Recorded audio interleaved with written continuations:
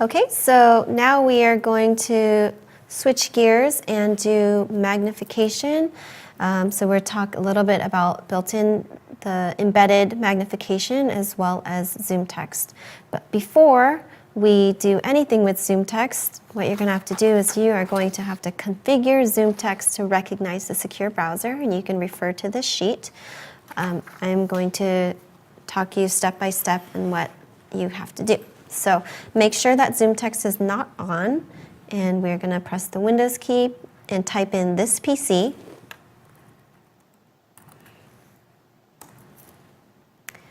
And we are going to select the local disk, open Program Files, and open Zoomtext.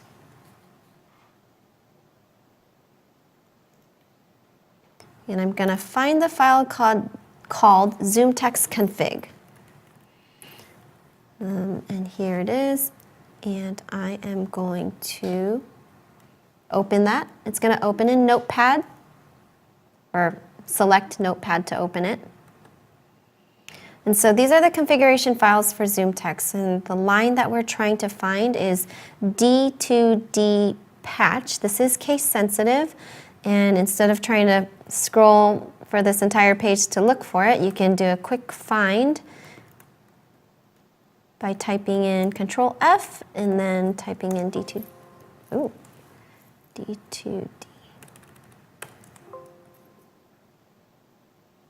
because we're already here. Okay, so here's D2D patch. We found it.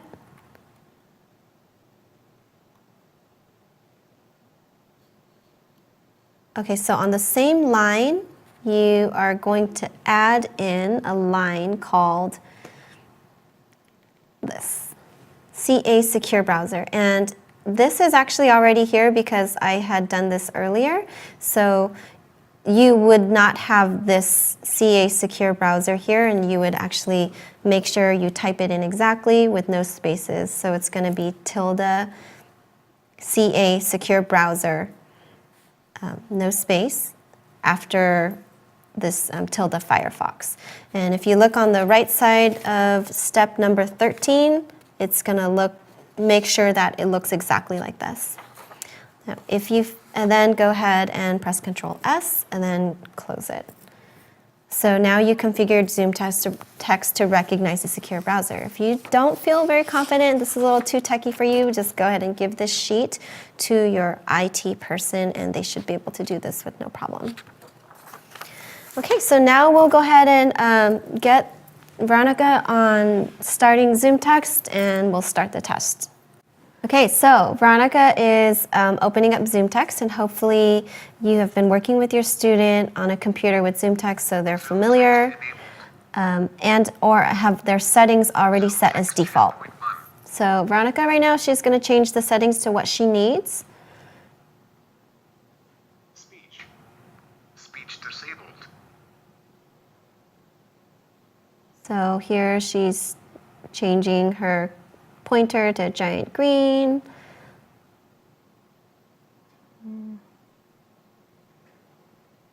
How Maybe big? 3x. Okay, so we'll have 3 for this student. We'll have 3x. Okay, so if we can switch over to the TA computer. I'm going to be doing the English Language Arts Computer Adaptive Test. Let's do grade 7.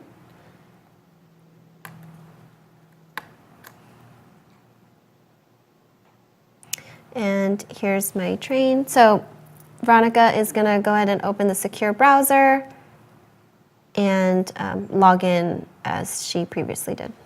Actually, the teacher will do this.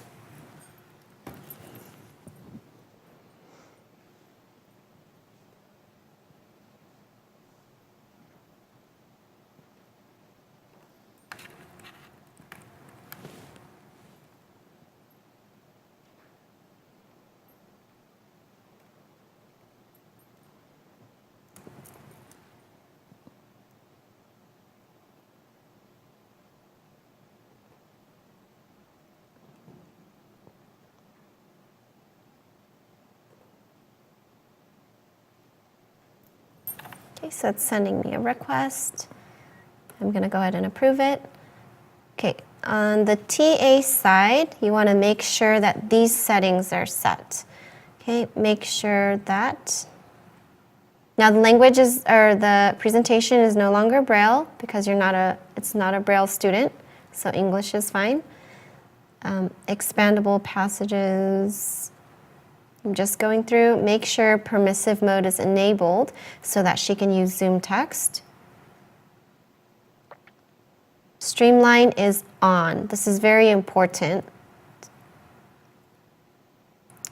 And then the zoom level, I'm actually going to set this to the highest zoom level, and I will explain to you in a second why.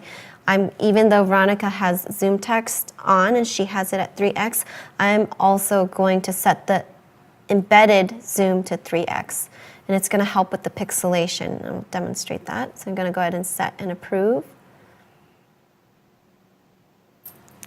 Okay. And you'll see this is very large. This is probably too large. And I'm going to press the down arrow to scroll down.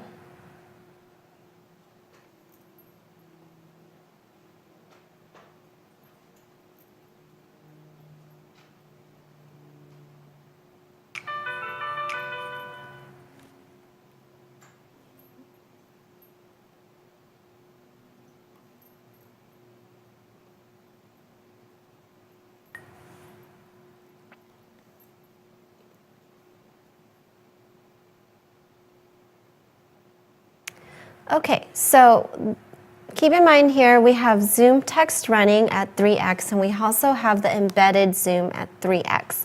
Now, if this is too large for her, she can use the Zoomtext keyboard commands. So depending on what version you are, and or if you have a laptop or desktop computer, your commands might be a little bit different.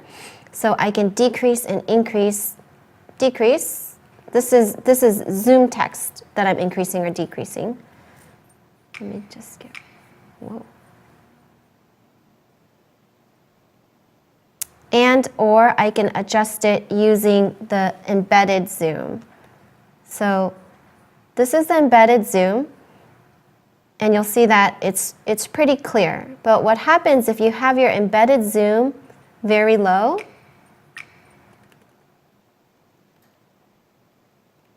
Let's say if we just did embedded zoom at 1x and we didn't choose the 3x and we decided to use Zoomtext to increase, you'll see that the text is very pixelated. And so that's why it is really important to actually use the embedded zoom at the 3x, set it to 3x, and then use your Zoomtext increase or decrease magnification if it's too large. Okay. Okay, so we already talked about the importance of using the embedded zoom as much as possible, and then making sure that your student is familiar with the Zoomtext commands of increasing and decreasing magnification so that they can adjust it to what they need.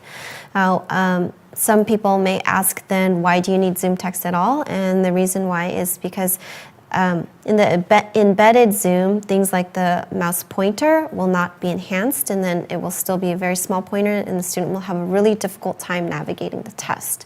So all of those Zoomtext enhancements, color contrast changing, the pointer enhancement and the cursor enhancement, and all those things are still advantages that the student would need while navigating the test. So that's pretty much it about magnification. It's pretty straightforward. Make sure you have the external monitor for the student. Make sure they're familiar with their Access software, and they should be pretty good to go.